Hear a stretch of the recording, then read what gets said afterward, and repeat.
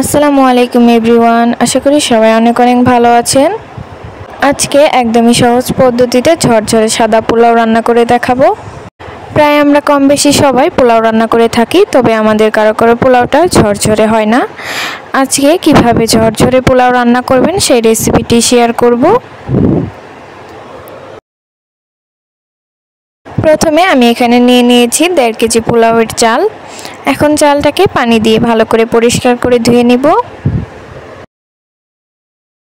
ধুয়ে নেওয়া হয়ে গেলে এটাকে একটা স্ট্রেনারের উপর পানি ঝরানোর জন্য 1 ঘন্টা রেখে দিব।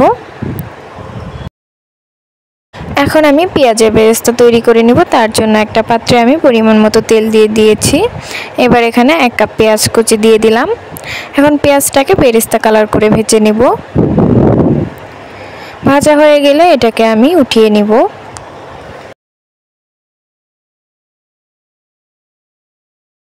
এবার এই তেলের মধ্যে আমি দিয়ে দিব 3-4টে এলাচ, 2টো দারুচিনি ও 2টো তেজপাতা।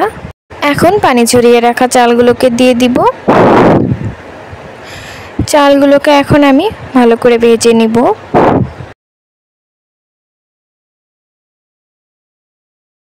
আমার চালগুলো প্রায় ভেজে নেওয়া হয়ে গিয়েছে। এই পর্যায়ে আমি এতে দিয়ে দেব 1 টেবিল চামচ আদা ও রসুন বাটা।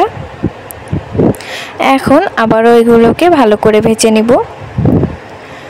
চালগুলো ভাজা হয়ে গেলে এর মধ্যে আমি দিয়ে দিব পরিমাণ মতো পানি। আপনারা যেই পরিমাণ চাল নেবেন তার ডবল পানি ব্যবহার করবেন। মানে আপনারা ধরুন 2 কেজি চাল নিলেন, তাহলে এতে 4 কেজি পানি ব্যবহার করবেন। আর যদি বেশি চাল হয় তাহলে সেক্ষেত্রে ডবলের চেয়ে 1 কেজি কম করে নেবেন।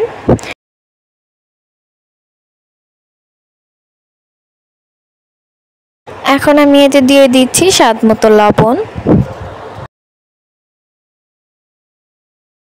এখন নেড়ে চেড়ে এটাকে আমি ঢেকে দিব 4-5 মিনিটের জন্য। চাল আর পানিটা যখন একদম সমান সমান হয়ে যাবে তখন আমি এটাকে আরেকবার নেড়ে দিব। এই পর্যায়ে চুলার আঁচটা মিডিয়াম টু লোতে করে দিব। এবার উপর দিয়ে কিছুটা পরিমাণে বেরেস্তা দিয়ে দিব। এখন অল্প একটু নাড়াচাড়া করে একটা ঢাকনা দিয়ে আবারও ঢেকে দিব।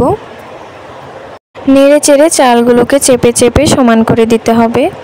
এরপর একটা ঢাকনা দিয়ে ঢেকে দিচ্ছি। আর এই পর্যায়ে চুলার আঁচটা একদমই লোতে থাকবে। দেখুন 10-15 মিনিট পর আমি ঢাকনাটা উঠিয়ে নিয়েছি। আমার পোলাওটা কতটা ঝরঝরে হয়েছে।